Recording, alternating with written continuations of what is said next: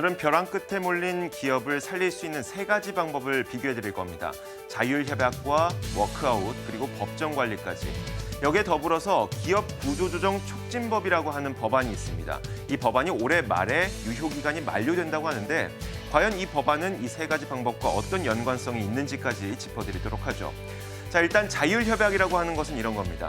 말 그대로 일시적인 경영난을 겪고 있는 그런 기업이 채권단과 자율적인 협약을 맺어서 기업을 살릴 수 있는 그런 방법. 이 방법을 바로 자율협약이라고 하는 것이죠. 다음으로 워크아웃입니다. 워크아웃은 부도 위기에 몰린 기업, 부도 직전에 몰린 기업이 채권단이 요구하는 구조조정 방법을 무조건 받아들여서 그리고 기업은 이 구조조정 방법을 100% 실행함으로써 기업을 살릴 수 있는 그런 방법, 바로 이것이 워크아웃인 것이죠. 자, 그런데 이 워크아웃은 채권단이 요구하는 구조조정 방법을 반드시 지켜야 하는 이유가 있습니다. 바로 채권단 뒤에 든든한 법이 지키고 있기 때문이죠. 바로 이 법안이 바로 기업 구조조정 촉진법이라고 하는 겁니다. 이 법을 근거로 하고 있고 이 법을 등에 업고 채권단이 구조조정을 강력하게 요구하기 때문에 기업은 채권단이 요구하는 구조조정 방법을 반드시 따라야만 하는 것이죠. 다음으로 법정관리입니다. 법정관리는 이미 부도가 난 기업을 대상으로 법원이 개입을 해서 부도난 기업을 살리는 방법이 바로 법정관리죠. 이 법정관리 역시 통합도산법에 근거하고 있기 때문에 매우 강력한 구조조정 수단으로 알려져 있습니다. 그런데 이 법정관리에는 특이한 제도가 포함이 되어 있습니다. 바로 기존 관리인 유지제도라고 하는 것인데 기존의 경영자가 물론 이 기업을 부도까지 끌고 오긴 했지만 만약에 이 경영자가 법적인 잘못이 없을 때 어쩔 수 없이 부도까지 도달하게 됐을 때 그때에는 경영권을 유지해서 이 경영자에게 기업을 살릴 수 있는 기회를 다시 한번 주는 것, 바로 이것이 기존 관리인 제도입니다. 그런데 때에 따라서는 이 법안을 그리고 이 제도를 악용하는 사례가 나타나고 있습니다. 실제로 어떤 기업이 자율협약이나 워크아웃을 통해서 기업을 회생시킬 수가 있는데 경영권을 지키기 위해서 부도가 날 때까지 기다렸다가 부도가 난 이후에 법정 관리를 선택하기도 하는 것이죠. 이런 식으로 법정 관리는 악용이 될 소지도 있습니다. 정리해보자면 이런 겁니다.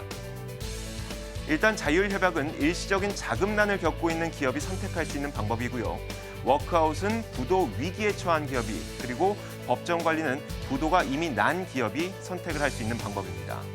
워크아웃은 기업구조 촉진법이라고 하는 법안에 근거해 있고 법정 관리는 통합도산법이라는 그 법에 근거해 있기 때문에 이 두 가지 방법은 강력한 구조조정 방법으로 알려져 있습니다.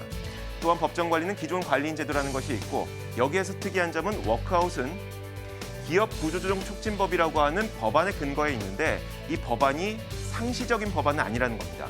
평생 갈 수 있는 법안이 아니라 올해 말까지 유효기간이 만료되는 그런 법안인 것이죠. 물론 이 법안이 처음 도입됐던 시기는 2001년이었습니다. 2001년에 우리 2005년까지만 이 법안을 시행을 하자라면서 유효기간을 설정해놨었는데 이 법안이 효력이 있다 보니까 계속해서 연장을 해야 된다는 요구의 목소리가 있었던 것이죠. 그래서 그런 요구가 지금까지 이어진 겁니다. 올해 말까지 2015년 12월 31일까지 이 법안이 효력을 발생하게 되는데 만약에 이 법안이 다시 연장이 안 되고 이 법안이 만료가 된다면 채권단은 어떤 선택을 하게 될까요? 채권단이 기업 구조조정 촉진법이라고 하는 이 법안을 등에 업고 기업들에게 강력한 구조조정을 요청할 수가 있었습니다. 그런데 이 법안이 끝나버리게 된다면 법이라는 테두리가 사라졌기 때문에 채권단은 워크아웃을 선택하려고 하지 않을 것입니다. 그리고 기업들 입장에서는 자신들의 경영권을 유지할 수 있는 그런 방법인 법정 관리를 선택할 가능성이 더 높아지는 것이죠.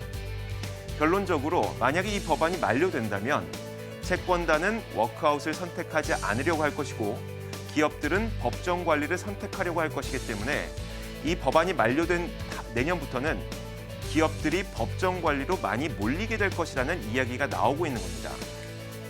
그런데 금융연구원의 조사 결과를 보니까 워크아웃이 법정 관리보다 기업들에게는 훨씬 더 효과가 좋았다는 연구 결과가 있습니다. 워크아웃을 졸업했던 기업들의 매출액 증가율을 보면 12.3%의 매출액이 증가하는 효과를 보였는데 법정 관리를 통해서 회생했던 기업들의 매출액 증가율은 7.2%에 그쳤죠. 그만큼 워크아웃이 훨씬 기업들에게 효과가 좋다 보니까 이 워크아웃의 근거법인 기업 구조조정 촉진법을 연장해야 된다는 목소리가 높아지고 있는 겁니다. 그래서 지금 정부가 하고 있는 것은 이것이죠. 이 기업 구조조정 촉진법을 연장할 것인지 아니면 아예 이 기업 구조조정 촉진법을 유효기간이 없는 상시법으로 만들 것인지 그것에 대해서 논의를 하고 있는 겁니다. 거기에 더불어서 이 기업 구조조정 촉진법도 갖고 있는 단점이 있습니다. 그렇기 때문에 이런 단점을 극복하기 위해서 기업 구조조정 전문 회사를 만들려는 노력도 이어지고 있는 것이죠. 바로 이것이 기업 구조조정에 할 수 있는 세 가지 방법입니다. 자, 오늘 시장을 읽는 남자, 오늘 이야기는 여기까지인데 오늘의 이야기도 시청자분께서 보내주신 사연을 토대로 만들어봤습니다. 이렇게 여러분들이 사연을 보내주시면 제가 직접 이것을 풀어드리기 때문에 앞으로도 여러분들의 많은 참여 기다리도록 하겠습니다. 시장을 읽는 남자였습니다.